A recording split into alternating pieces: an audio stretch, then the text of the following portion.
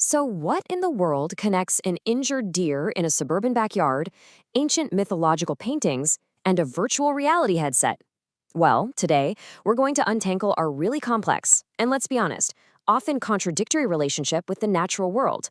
And it all starts with a powerful, real life dilemma. Just imagine looking out your window and seeing that a wild animal clearly in distress right there in your space. This quote from author Ty Moses, it just drops you right into the heart of this tough situation, one that really forces you to ask, what is my role here? What is my responsibility? So here's our game plan for today. We're going to start with that incredibly difficult choice in the yard.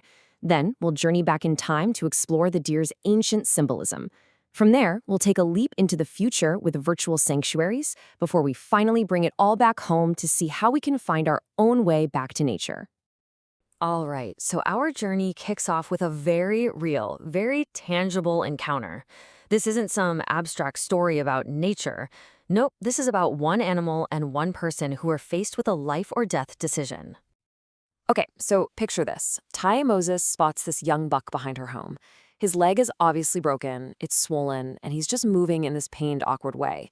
I mean, for anyone who cares about animals, that's just a gut-wrenching sight. Your very first instinct is to do something. But what can you really do? You can't just handle an adult wild deer like you could a fawn. Trying to capture him would just cause a ton more stress, probably more injury. The only official option was a phone call to law enforcement, and that would almost certainly mean ending his life. So you're left with this terrible choice: intervene to end his suffering, or step back and trust nature's course, as harsh as that might be. In the end, she just couldn't make that call. So instead, she chose a third path. She decided to make her yard a safe haven. She put out fresh water, some apples, kept her dog inside, and just gave the deer space. It was this act of admitting the limits of what a person can do, not focusing on fixing the problem, but just on providing a little bit of refuge. The fact that this one deer's life felt so incredibly important, well, that feeling taps into something much older, much deeper.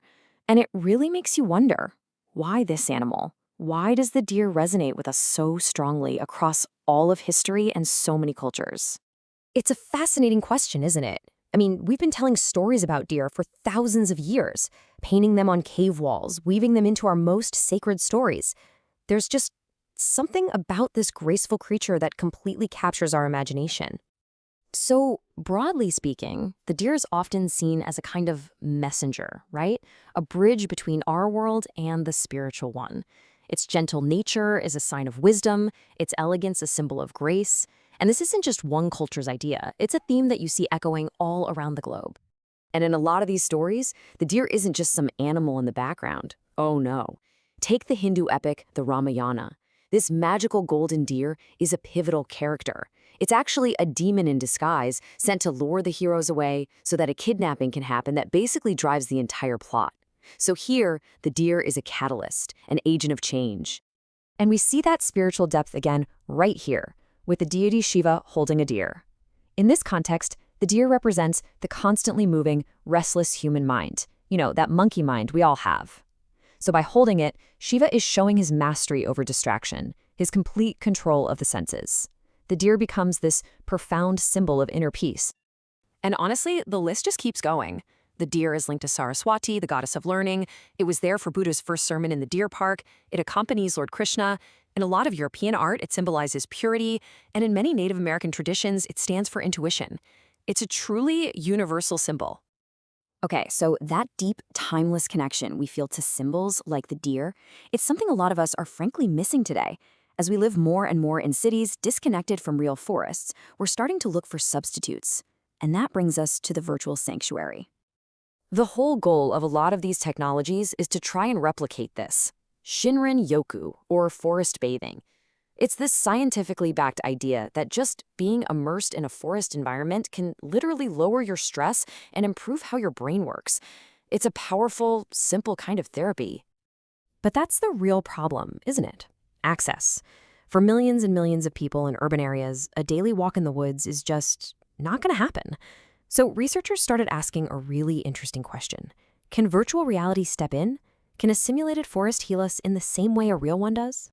So, to figure this out, scientists ran these really cool experiments. They'd put people under some kind of stress and then have them spend 10 minutes in one of two VR worlds, either a barren but beautiful canyon or a lush green forest. The idea was to test this biophilia hypothesis. Do we actually need to see living things, or biomass, to feel restored? And the results were, well, pretty surprising actually. It turns out there wasn't a big difference in stress reduction between the forest and the canyon. What mattered more, as other studies found, was realism. A high-fidelity, believable natural world, whether it was a forest or not, was way more effective. So this tells us our brains don't just want to see green pixels. They crave realistic, believable immersion. So, this brings everything full circle, doesn't it? We've seen a real deer in a real yard, a symbolic deer in our collective imagination, and now a virtual forest in a headset. So, how do we bring these ideas together and find our way back to a better relationship with the actual nature that's right outside our door? Well, it starts with that same impulse that created the sanctuary for the injured buck, making our own little corners of the world safer for wildlife. Simple things, like checking your fences for gaps where an animal could get stuck, removing sharp points from fence posts, clearing out old wire or plastic, and just avoiding pesticides. These things can prevent the very kind of injury that started our whole story. And this quote from a Hindi story really sums it all up. It reminds us that how we see nature is really just a reflection of our own intention. If we approach it with fear, we're going to find danger. But if we approach it with a true heart, with respect, with curiosity, it offers wisdom. So in the end, nature can be a physical place of healing for an animal in need. It can be a deep well of symbolism for our art and our spirit. Or it can be a digital simulation to soothe our minds. The question for all of us is, in our own lives, how do we choose to connect with it? What will it be for you?